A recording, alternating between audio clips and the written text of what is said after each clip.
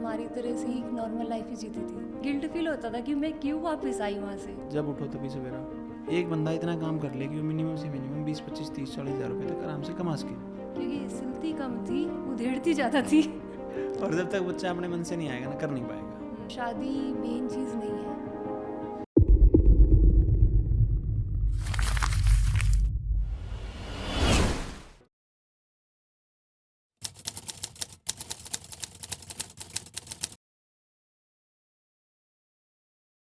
Hi, this is Ravinder Shiva's और आप देखना स्टार्ट कर चुके हैं टैलेंटेड रितु इंसान, जिसमें हम अपने स्टूडेंट्स के इंटरव्यू शूट करते हैं।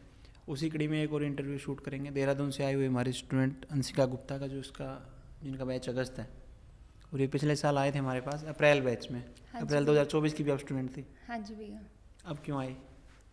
भैया एक्चुअली तब मैं आई थी तो मेरी तबीयत ठीक नहीं हो पाई, यहाँ पे पानी सूट नहीं हुआ, तो इस वजह से फिर मैं वापस चली गई। मुझे लगा कि ये तो ऑनलाइन भी होता है। फिर आपने ऑनलाइन बैच भी लिया था? मैंने पहले देखा कि एलईडीज में देख के यही बच्चे ऑनलाइन देख रहे हैं, यही ऑफलाइन देख रहे हैं। एक दिमाग में ये फिट हो गया कि ऑनलाइन भी देख सकती हूँ मैं तो, और तबीयत तो ठीक थी ही नहीं, चलो। पर वो दिमाग में सेट हो गई बात कि मैं ऑनलाइन देख सकती हूँ, और जब मेरे को यहाँ पे पानी भी सूट नहीं हो रहा तो मैं चली जाती हूँ। मैंने फिर आपसे बात करी, आपने भी बोल दिया कि कोई बात नहीं, आप देख सकते हो ऑनलाइन। क्योंकि जो बैच था ना दीदी आपका अप्रैल का, उस टाइम पे स्टूडेंट्स बहुत ज़्यादा होते हैं। तो उस टाइम पे हम, जैसे कोई बच्चा एक बार भी बोलेगा ना कि ऑनलाइन में शिफ्ट कर दो, तो हम तुरंत कर देते हैं, क्योंकि पीजी में भी उस टाइम पे भीड़ हो जाती है ना पूरी। तो फिर मैं चली गई, मैंने घर पे बात करी, उन्होंने भी बोल दिया जब तेरा मन नहीं लग रहा, तेरी तबीयत ठीक नहीं, आ जा। फिर मैं चली गई, मैंने कहा ऑनलाइन लूँगी मैं तो अब। तो फिर ऑनलाइन 1-2 क्लासेस देखी, फिर आलकस आने लग गया। मतलब पूरा बुटीक मास्टर कोर्स में सिर्फ 1-2 क्लास ही देखी आपने शुरुआत में? हाँ जी, शुरुआत में सिर्फ 3 से 4 क्लासेस देखी है मैंने, प्रैक्टिस बिल्कुल नहीं करी, कटिंग वगैरह करके देखी थी 1-2 बस। उसके बाद छूट गया फिर वो? उसके बाद वो ऑनलाइन क्लासेस में मेरा डिसिप्लिन बनाना बड़ी समस्या है। हाँ जी। सपोज कीजिए एक क्लास भी छूट गई ना, उसी दिन फिर वो छूटती चली जाएंगी और वो बैकलॉग बन जाएगा, और फिर बैकलॉग को भरना बड़ी भारी समस्या मेरे हिसाब से। क्योंकि मैंने भी 3 साल ही तैयारी की है ना ऑनलाइन क्लासेस लगा के, उसमें ये होता था एक बार एक क्लास छूटी, 2, 10, 20 हो जाएंगी, फिर वो फिर कंटिन्यू नहीं हो पाती, फिर रह जाएगा। ठीक है, तो फिर इतने बैच के बाद अब आने की क्यों सोची? आप तो पढ़ रहे थे, कुछ मैं आपके स्टेटस देखता रहता था, आप कुछ कॉलेज वगैरह के वीडियोज़ लगाते थे। वो मैं जॉब करने लगी, फिर मेरे को मतलब इंटरेस्ट नहीं आया जब मेरी क्लासेस ही छूट गई। फिर घर पे बोर होने लगी, फिर मैंने जॉब ढूंढी, फिर मेरे को जॉब भी मिल गई 2 मंथ्स बाद ही, फिर मैं जॉब में लग गई। किस टाइप की जॉब, मतलब क्या करते थे? मैं अकाउंटेंट की जॉब करती थी, ऑर्गेनाइजेशन था। अच्छा। हाँ जी, उससे पहले मैंने अकाउंटेंट की करी है, वो दून ग्रुप ऑफ कॉलेज है, काफ़ी बड़ा कॉलेज है। कॉलेज में? हाँ जी, उसमें भी अकाउंटेंट की जॉब करी है। ठीक है। उसके बाद हम देहरादून शिफ्ट हो गए थे, देन ऑर्गेनाइजेशन भी करी है मैंने अकाउंटेंट की। तो वहाँ पे अभी मैंने 1 ईयर करी है जॉब, बट सैलरी नहीं मिल पाती उस हिसाब से, और बर्डन भी रहता है। प्राइवेट ऑर्गेनाइजेशन में सैलरी का तो इशू रहता है, काफ़ी कम होती है शुरुआत में, और बर्डन तो काफ़ी रहता ही है। 7 to 8 आवर्स हम उसमें दे रहे हैं, बट उसमें कोई बेनिफिट नहीं मिल पा रहा। आना जाना भी है मैक्सिमम, मतलब मिनिमम आप ये मान लीजिए 10 to 11 आवर्स मेरे जा रहे हैं। रात को मैं सिर्फ सोने आ रही हूँ घर पे। और कितनी सैलरी पे मिल कर रहे थे आपको? 20K मिल रहे थे मेरे को लास्ट, मतलब 20,000 रुपये। तो फिर मैं आपके रेगुलर, आप मेरे से कनेक्टेड थे, रितु मैम कनेक्टेड थी, तो मैं यहाँ पर देखती थी, सबके वीडियोस देखती थी, इंटरव्यू देखती थी। तो मेरे को एक गिल्ट फील होता था कि मैं क्यों वापस आई वहाँ से। हाँ, जैसा भी था रुक जाते कम से कम। हाँ, कि मैं रुक जाती तो शायद ये आपको मेरे 1 साल मन हो में चुका गिल्ट ना होता होता। हाँ, तो मैं करते करते मैंने सोचा शायद मैं इस बार किसी को साथ लेके जाती हूँ, तब मैं रुक जाऊँगी किसी के साथ में, मतलब होता है ना थोड़ा साथ का हो जाए, बहन हो जाए, फ्रेंड हो जाए। मैंने बहुत कोशिश करी, कोई आने का तैयार ही नहीं अब भी। किस किस को अप्रोच किया फिर आपने? मैंने जैसे कि अपनी फ्रेंड्स को किया है, जो मेरे क्लासमेट्स रहे हुए हैं पहले 12th तक, उनको भी किया है। उनके साथ मेरी ज़्यादा बॉन्ड है, तो वो कोई तो स्टडीज़ में बिज़ी है, कोई जॉब में बिज़ी है, मतलब उनका इंटरेस्ट ही नहीं था उस साइड। मैंने उनको बहुत मतलब कोशिश करी कि मेरे साथ चल ले नहीं हो पाया। पर फिर मन में गिल्ट तो था ही कि कुछ ना कुछ तो करना ही है, ऑनलाइन तो मेरे से चलेगा नहीं, क्योंकि मैंने देख लिया एक बार करके। मैंने कहा जाना ही है। फिर मैंने सोचा कि चलो एक बार देहरादून एकेडमी ज्वाइन करके देखती हूँ, कि अब तो मैं यहीं पे सीख लूँ। किस चीज़ की एकेडमी? फैशन डिज़ाइनिंग की। अच्छा, फैशन डिज़ाइनिंग। जॉब से तो मैं परेशान हो ही गई थी कि मेरे को यहाँ पे सेटिस्फेक्शन नहीं मिल पा रहा जो मुझे चाहिए सेटिस्फेक्शन। देन फिर मैंने एकेडमी ज्वाइन करी यहाँ आने से 1 मंथ पहले। अभी जैसे अगस्त में मैं यहाँ आई हूँ, तो मैंने जून में वहाँ पे ज्वाइन किया था। ठीक है। तो उन्होंने मेरे को 6 मंथ्स का कोर्स बताया। सबसे मिनिमम फीस उनकी थी 5000 पर मंथ थी। ठीक है। आने जाने का भी पड़ता था अप्रॉक्स, मतलब 10K पड़ जाता था मेरे को मंथ का वहाँ पे भी। तो 6 मंथ का कोर्स बताया उन्होंने, और उन्होंने मेरे को बताया कि आपको सब कुछ सिखाएंगे। ठीक है। और जैसे कि होता है फैशन डिज़ाइनिंग के कोर्स में, वो लोग कैड वगैरह इन सब चीज़ पे ज़्यादा फोकस करते हैं। और वो सब चीज़ मेरे को नहीं करनी थी, मेरे को तो बिज़नेस ही करना था, स्टिचिंग, क्योंकि हमारे यहाँ देहरादून में अच्छी है स्टिचिंग की प्राइस। सभी जगह अच्छे हैं लगभग कि देहरादून तो चलो फिर भी राजधानी होगी। हाँ, बड़ा शहर है ना, बड़ा तो शहर वहाँ हो पर गया, अच्छी है। तो नॉर्मल से नॉर्मल शहर में भी आप मान के चलो लगभग 500-400 रुपये सूट सिलवाएगी और क्या, ठीक ठाक अगर आपने कर रखा है तो। अगर आप गांव में बैठे हो तो भाई वही 100-200 रुपये मिलने, वहाँ तो क्या इलाज है। गाँव में तो इतना वो नहीं है। तो फिर मैं वहाँ पर मैंने ज्वाइन कर लिया। उन्होंने बोला कि हाँ सब कुछ सिखा देंगे आपके अकॉर्डिंग, बट मैंने वहाँ पे 1 मंथ किया, और मैंने यहाँ पे भी देखा हुआ था। तो उन्होंने सिर्फ मेरे को एक सिंपल कुर्ती सिखाई है 1 महीने में। 1 महीने में स्लीव्स के डिज़ाइन सिखा दिए, नेक के सिखा दिए, और वो भी उन्होंने सिर्फ ऐसे ही तुक्के मार, जैसे मेरी मम्मी सिखा देती है वो। तो मम्मी, फिर मैंने आगे बताया, मम्मी पूछती थी क्या सीख के आई है। और लगभग वहाँ पे कितने बच्चे होते हैं, कितने बच्चे ज्वाइन कर रखा था? 30 to 40 थे वहाँ पर। वहाँ भी आते हैं स्टूडेंट, मतलब? हाँ, स्टूडेंट्स काफ़ी थे वहाँ पे भी, पूरा दिन सिखाते थे वहाँ पे। पर वो चीज़ नहीं थी कि डेली क्लासेस हो रही हैं, आगे पीछे था सबका। मतलब ये नहीं है कि मतलब बैच वाइज हो रहा है, आगे कुछ फिक्स नहीं था कि आज इसके बाद ये, इसके बाद ये, इसके बाद ये, ऐसा बैच वाइज नहीं था। जैसे मैंने आज एडमिशन ले लिया, कल वो किसी और ने ले लिया, परसों किसी और ने ले लिया, वो सब मिक्स थे। अच्छा, कोई भी आया मतलब लेते रहते थे? ऐसा नहीं कि अपने की तरह की इस तारीख से क्लास स्टार्ट होगी तो होगी? नहीं, बैच सिस्टम नहीं था। तो वो सबका अलग अलग हिसाब था ना, तो कोई कुछ बना रहा है, कोई कुछ बना रहा है, तो उसमें वो चीज़ फोकस ट्रेनर सिखाएगा कैसे ऐसे अगर डेली ज्वाइन तो होंगे सबको अलग अलग बताती थी वो। तो इस वजह से हो ही नहीं पाता था कि वो डेली सबको नया नया सिखा पाए। ये तो पॉसिबल नहीं था फिर। ये तो मतलब पूरा सिस्टम ही सिंपल, मतलब मेनली ये है कि मैं एक सिंपल कुर्ती सीख पाई वहाँ पर सिर्फ। वो सही सिखाते थे? वो भी तुक्के वाली। मैंने घर आके मम्मी को बताया, मम्मी पूछती थी क्योंकि मेरी मम्मी को भी स्टिचिंग आती है। तो मम्मी कहती ये तो मैं तेरे को सिखा दूंगी, ऐसे तो मैं भी सिलती हूँ। वो फिटिंग भी सेट नहीं बैठ रही थी, और वो जो सिंपल कुर्ती बनाई मैंने, एक प्लाजो की कटिंग बताई थी उन्होंने बस। मतलब ये था कि 1 मंथ में मैं वहाँ से सेटिस्फाई नहीं हो पाई। मम्मी ने भी बोल दिया छोड़, वहाँ से छोड़ दे। छोड़ दिया आपने? छोड़ दिया मैंने। फिर घर आके मतलब छोड़ने से पहले मेरा डिसीजन था, छोड़ के अब मैं कुछ मतलब या तो मैं यहीं आऊँगी, मेरे को सीखना तो है ही। फिर मैंने 1-2 और ट्राई करी, फ्रेंड्स को बोला, कोई नहीं आने को रेडी हुआ। मैंने पापा को कहा, मन बना के एक दिन पूरी रात सोच के मैंने कहा पापा मैं तो वहीं जाऊँगी। फिर पापा कह रहे कब से जाएगी, फिर 1-2 महीने रुक जा, थोड़ा फाइनेंशियल इशू था। क्योंकि अभी हमने देहरादून शिफ्ट हुए हैं तो काफ़ी लॉस हो गया था हमें। हमने शॉप करी थी उसमें। क्या शॉप कौन से शहर में करी थी पहले? देहरादून में ही अभी शिफ्ट हुए थे जब, तो हमने जूस कॉर्नर किया था एक तरह से। अच्छा, वो चला नहीं वहाँ पे? वो चला नहीं, उसमें काफ़ी लॉस हो गया। मतलब रेंटल लिया हुआ सब कुछ? वो चला नहीं, उसमें काफ़ी लॉस हो गया। कोई लॉस नहीं बोलते उसको, एक्सपीरियंस बोलते हैं। मैंने भी इससे पहले 3-4 जगह लॉस किए हैं। अलग अलग टाइप का एक्सपीरियंस होता है। किसी भी बिजनेस को आप जब करेंगे ना, छोटे से छोटे, बड़ा से बड़ा, जब आप करके देखेंगे ना तो पता चलेगा कि कितनी गहराई है एक्चुअल में, क्या नुकसान हो सकता है, क्या फ़ायदा। नौकरी करना बड़ा आसान है। नौकरी में सामने वाला आपको बता देगा जी ये करना है, ठीक है, आपकी रिस्पॉन्सिबिलिटी इतनी ज़्यादा नहीं है। बिजनेस में आपकी रिस्पॉन्सिबिलिटी फिक्स होती है। जैसे आप कह रहे हो ना कि मतलब चाहे लोगों को लगेगा आपकी कोई कि जूस कॉर्नर में कितने ही पैसे, लेकिन एक्सपोज कीजिए जिस परिवार के 2-3 लाख रुपए भी ख़राब हो जाए, 4 लाख रुपए, और टाइम बड़ी समस्या है। अप्रॉक्स 5 to 6 लाख उसमें ख़राब हो गए हमारे। वही मैं कह रहा हूँ। मैं किसी के सामने शेयर भी नहीं करती हूँ क्या सिचुएशन है क्या नहीं है, क्योंकि शेयर करने के बाद ना एक्चुअल में ज़्यादातर लोग ना कोई सलाह नहीं देंगे, वो मजाक बना के रख लेते हैं। वीक समझेंगे अपने आप को। हाँ, उसको बना देंगे वैसा ही, अरे ये तो बेचारा, अरे क्यों बेचारे, क्या हो रखे हैं। कुल मिला के लोगों की सोच एक्चुअल में थोड़ा सा अजीब सी। और यहाँ पे मैं देखता हूँ बार बार स्टूडेंटों को, 2 तरह के स्टूडेंट आते हैं। देखो समझो, परेशानी सबको है, परेशानी आपको भी है, परेशानी मुझे भी है, परेशानी अंबानी को भी है ना। जिसको बस पैसा बहुत है, पावर है, क्या उसको परेशानी नहीं है? सभी घूम रहे हैं ना धक्के खाते हुए। मेन चीज़ ये है कि हम उन चीज़ों को देख कैसे रहे हैं। बस एक स्टूडेंट है, मान के चलो घर में समस्या चल रही है, वो चारों को बताता फिरेगा। आपके यहाँ भी आपने देखा कभी काफ़ी बच्चे आते हैं जो अब बिना पूछे भी बताते रहेंगे, वो हमारे घर में ये समस्या, ये समस्या। एक होगा जो बिल्कुल नहीं बताएगा शांति से, वो सिर्फ अपने काम पे ध्यान देगा, तो वो बेटर है मेरे हिसाब से। क्योंकि नेगेटिविटी को आप जितना बांटोगे ना, वो 4 गुना हो गए वापस आएगी फिर आपके पास। हाँ ये चीज़ है, तो मैं मतलब किसी से शेयर नहीं करती ये सब चीज़ें अपनी। फिर जब आप यहाँ पे आ गए, ठीक है, फिर कैसा लगा आपको दोबारा इंस्टीट्यूट में आ गए? ऐसा तो नहीं लगा रहे यार पहले भी आई थी कहीं, अब की बार फिर ना दिल लगे मेरा, फिर भागना पड़ जाए, कि मन बना के आए थे प्रॉपर अब की बार? मन तो बना के आई थी भैया, पर आते ही मेरी यहाँ पर फिर से फर्स्ट डे ही तबीयत ख़राब हो गई, वॉमिट्स हो गई स्टार्ट मेरे को। थोड़ा होता है ना, क्योंकि आपके यहाँ पानी अलग का है, नहर का पानी मिलता है आपको नदियों का डायरेक्ट ना उत्तराखंड में, और हवा भी काफ़ी शुद्ध वहाँ की यहाँ से तो। पर इस बार तो मैंने मन बना के रखा, कुछ भी हो जाए इस बार तो नहीं जाऊँगी। तो फिर कितने दिन में ठीक हुए आप?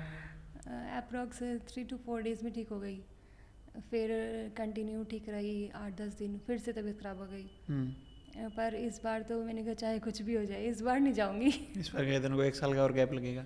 क्या हम आपके साथ के जो बच्चे थे 2 अप्रैल बैच में थे, किसी से कनेक्टेड हो आप? हाँ जी, किस से? 1-2 स्टूडेंट से कनेक्टेड थी, रोहतक की स्टूडेंट्स थी वो। क्या कर रहे हैं अभी वो? कोई ऐसा स्टूडेंट है आपका जो अभी ठीक ठाक बुटीक करके 2 पैसे कमा रहा हो? हाँ जी, वो एक बुटीक कर रही है। कितने पैसे कमा लेती है लगभग? अप्रॉक्स 20 to 30,000 तो कमा ही लेती हूँ। मैंने उनसे कंफर्म नहीं किया इस चीज़ के बारे मतलब में। अच्छा काम चल रहा है उनका? उनका चल रहा है वो। तो उनको देख के reels कभी वगैरह आपको ऐसा डालते भी लगा होगा अरे सही जा रखे थे, सीख के आ जाते तो सही था? उस टाइम पे अगर सीख लेती तो बेटर था। 1 साल जो ये मैंने गैप दिया है, इसमें तो काफ़ी हद तक मतलब ग्रोथ कर पाती मैं। कोई बात नहीं, उसमें एक बात और है ज़िंदगी में ना कि वो स्वामी विवेकानंद ने कहा था कि जब उठो तभी सवेरा। ये ऐसा है कि आप इस चीज़ को एक बार गिल्ट को बाहर निकाल दो, भूल ही जाओ आप यहाँ कभी सीखने भी आए थे ना पहले, नहीं तो आप क्या रहेगा अरे उस साल में पता नहीं मैं क्या करती थी। अब सही समय है एक्चुअल में जो हम काम करते हैं ना, जो भी मान के चलो आप इंटरव्यू शूट कर रहे हैं, आज अपना 12 बजे का अपने टाइम कहा था कि लगभग 12 बजे पर शूट करेंगे। शूट स्टार्ट कितने बजे हुआ? लगभग 1:30 बजे। तो क्या आप ये सोचे 1.5 घंटा अपने ख़राब कर दिया? नहीं, टाइम ही ये था, लिखा हुआ था।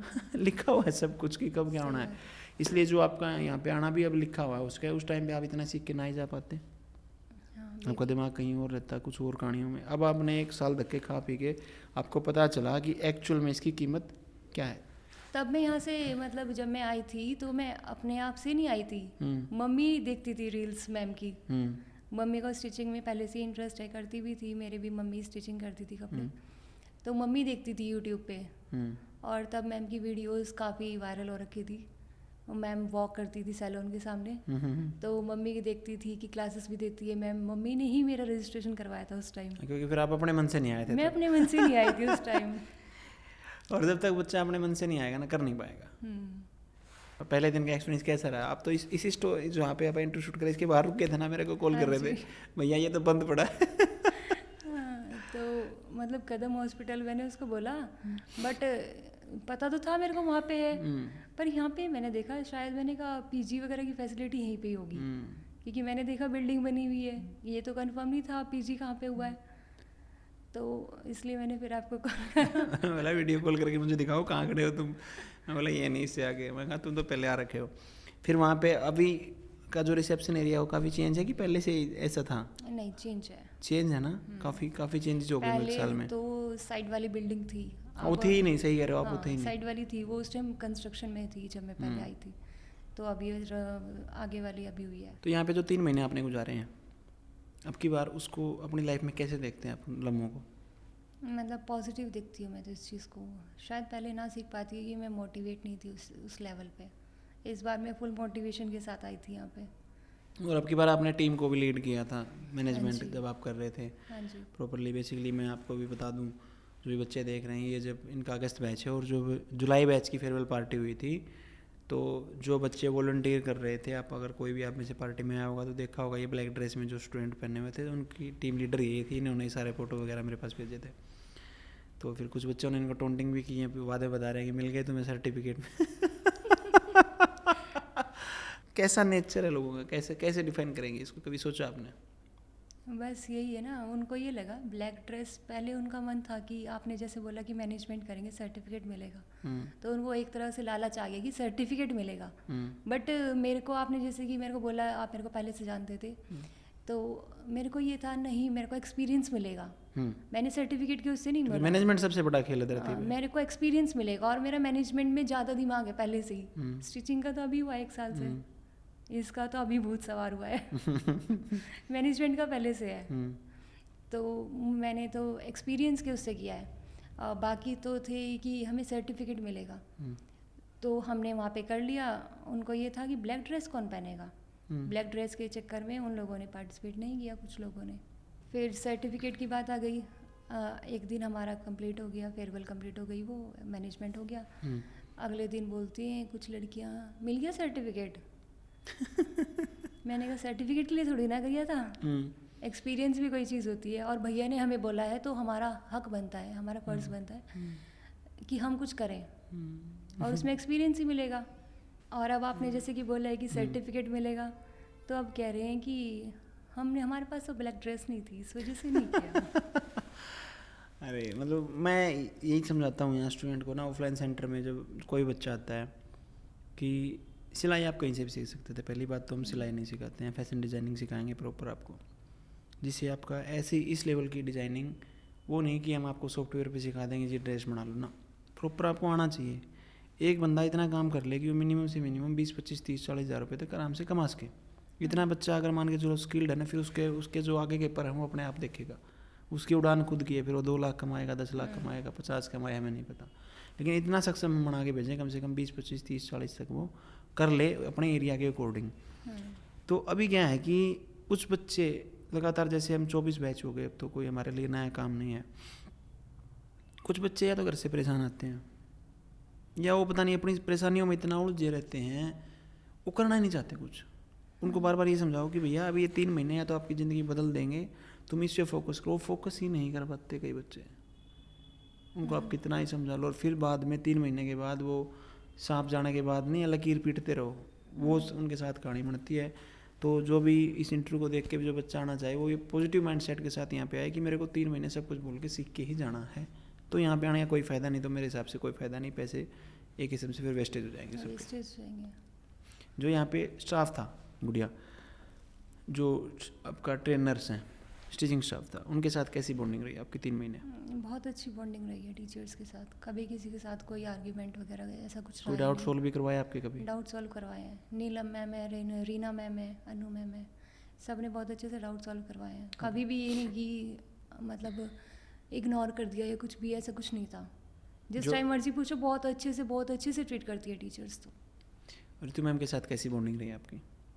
अच्छी रही है रितु मैम के साथ भी, बट ये रितु मैम के साथ टाइम स्पेंड करने का मौका नहीं मिला अभी, क्योंकि ज़्यादा विजिट्स पे ज़्यादा है आजकल मैडम, और बर्डन बहुत ज़्यादा काम का।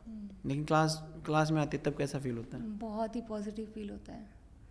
रितु मैम मतलब एक आइडल है मेरे लिए, कि जब रितु मैम कर सकती है तो मैं भी कर सकती हूँ।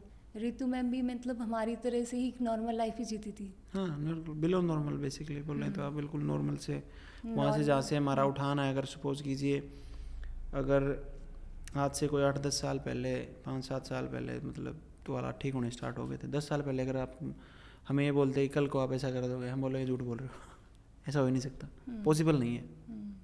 क्योंकि जो उस टाइम के हालात में हमारे साथ अगर किसी को देखें तो 90% परिवार आज भी ऐसे ही फंसे हैं। लेकिन मैं फिर कह रहा हूँ बार बार जोर दे के, क्योंकि मेरे लाइफ की बीती हुई कहानी है, सिर्फ एक चीज़ आपको आगे ले जा सकती है, वो पॉजिटिविटी है। सिर्फ पॉजिटिविटी में आप रहोगे तो एक ना एक दिन आप आगे चले जाओगे। अगर आप नेगेटिविटी में घुसे रहोगे बिना बात के ही, आप अपनी बॉडी को, अपने विचारों को श्रिंक करते रहोगे, इतने श्रिंक हो जाओगे कि आप एक कमरे तक बंद हो जाओगे। इसके बाद आप गुड़िया कहाँ पे काम करेंगे देहरादून में, घर से या मार्केट में बुटीक वगैरह करेंगे? फर्स्टली भैया अभी फाइनेंशियल इशू है, तो इस वजह से अभी तो मैं घर से स्टार्ट करूँगी। ठीक है। सोशल मीडिया के थ्रू ऑर्डर्स स्टार्ट करूँगी। सोशल मीडिया पे आप डालते हो कुछ? हाँ जी, अभी डालती हूँ। किसी का आता भी है कुछ कि हमारे लिए भी कुछ बनाओ ऐसी? हाँ जी, ऑर्डर्स आते हैं। ड्रेसेस अतरंगी मतलब बोलते हैं कि हमारे लिए भी ये ड्रेस बनाना तुम आके। क्या है ये, गाउन है क्या? नहीं, स्कर्ट विद टॉप है ये। स्कर्ट विद टॉप है, 2 पीस है। 2 पीस है। लगभग कितने पैसे में रेडी कर दिया आपने? आपकी मेहनत को हटा दें तो फैब्रिक के पैसे? फैब्रिक पे अप्रॉक्स 1000। और आपकी मेहनत कितने दिन की? अप्रॉक्स 1000 ही मेहनत होगी। नहीं मतलब कितने दिन लगाए आपने इस पर? अच्छा, दिन कितने लगाए? दिन तो मैंने इसमें 2 डेज़ में कंप्लीट कर दिया। तो कम से कम भी इसकी कीमत जाएगी फिर 3 से 4 हज़ार रुपये, अगर आप कस्टमर के लिए बनाएंगे तो। डिपेंड ये करेगा ना आप एक दिन में कितना काम कर सकते थे उस लेवल का। अब यही ड्रेस में आपको गुड़गांव दिलवा के लाऊं, हो सकता है कोई डिजाइनर इसको लाख रुपए की बेच देगा।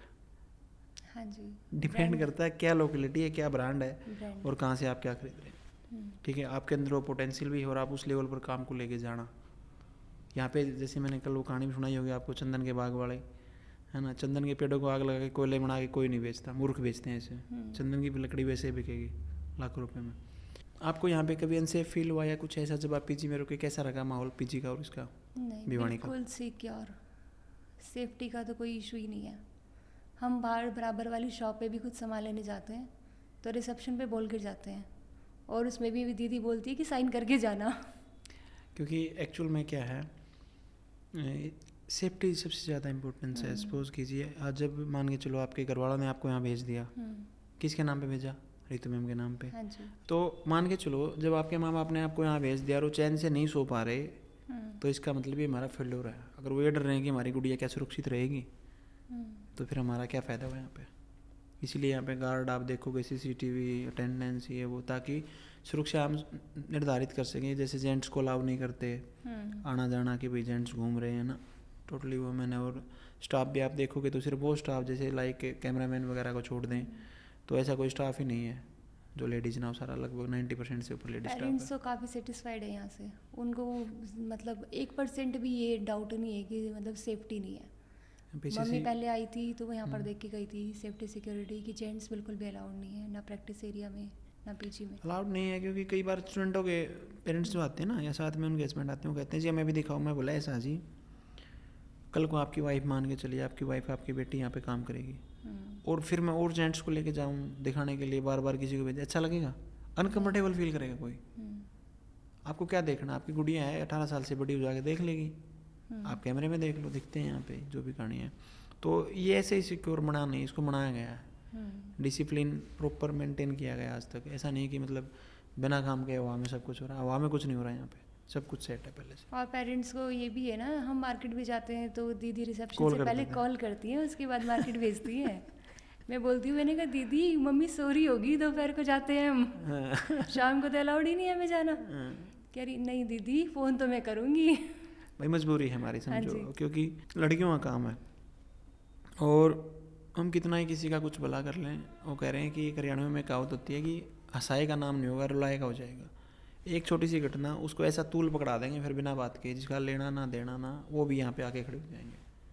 अब वो स्टूडेंट भी, हम कोशिश यही करते हैं ना कि स्टूडेंट के जिसके मन में भी कुछ मान के चलो 3-5 चल रहा है कि मैं ऐसा कुछ कर लूँ, बाहर आई हूँ घर से कुछ कर लूँ, तो वो भी डरे कम से कम भी ना भाई, क्योंकि हम तो नाम काट देते हैं, एडमिशन काट देते हैं, तो इसीलिए ये सारा मेंटेन रह पाता है। स्टिचिंग से आप लगभग अनबिग थे, आपको नहीं नॉलेज थी इतनी स्टिचिंग की, अभी 3 महीने में लगभग आप कंप्लीट सीख गए होंगे। तो सबसे पहले कौन सी ड्रेस बनाई थी आपने? स्टार्टिंग में तो फर्स्टली क्लासेस ही करी है मैंने, उसके बाद क्लासेस में से कौन सी ड्रेस आपने, कौन सी मतलब कुर्ती स्टार्ट होती है पहले, कौन सी कुर्ती बनाई थी? स्टार्टिंग में मैंने सिंपल कुर्ती बनाई थी खुद के लिए। हाँ जी। सही आ गई थी? हाँ जी। वो 1 महीने का डर खत्म हो गया था कि हाँ यहाँ तो ठीक आ जाएगी? okay. स्टार्टिंग में 1 मंथ तो मतलब ये था मेरे साथ, सीख भी पाऊंगी या नहीं, क्योंकि सिलती कम थी, उधेड़ती ज़्यादा थी।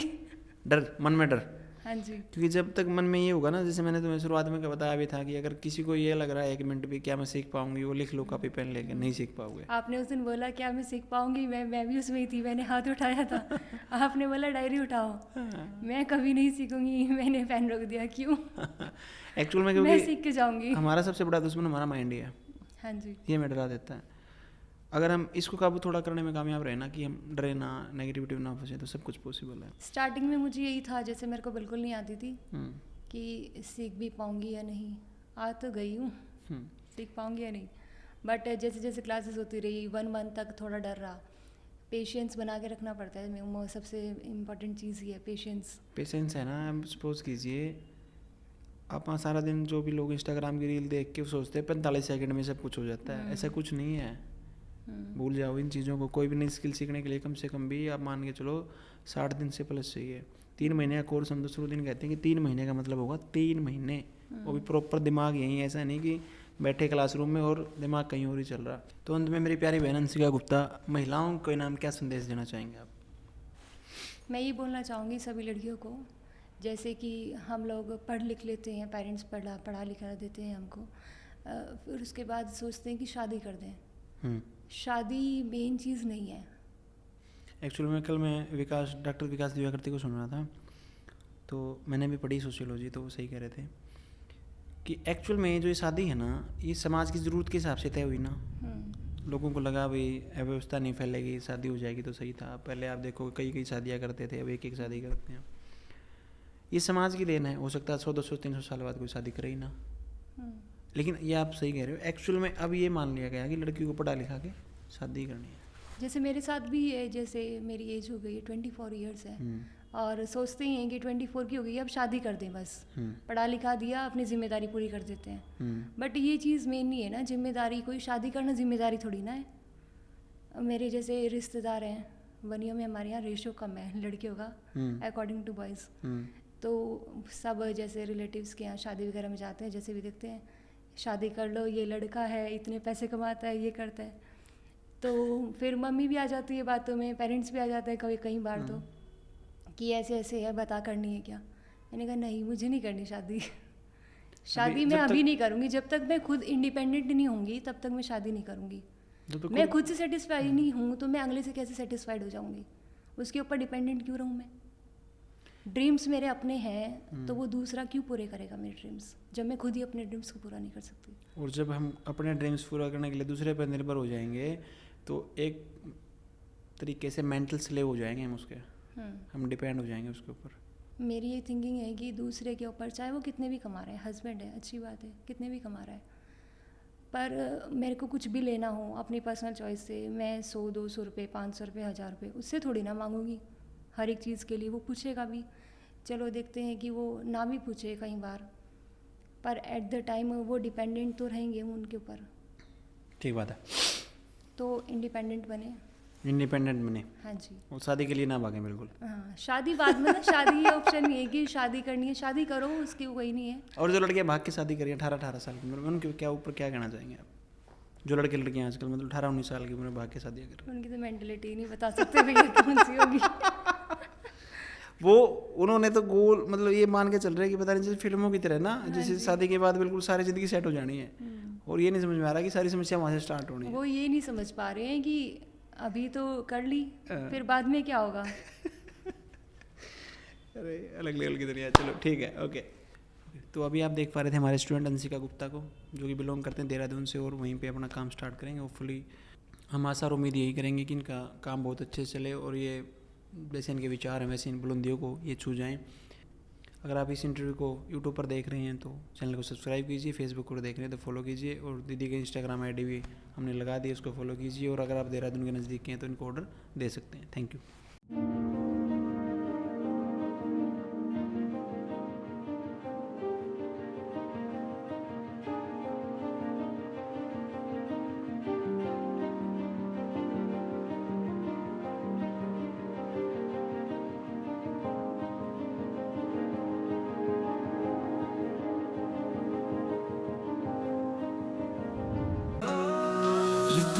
इंसान नाम है उसका।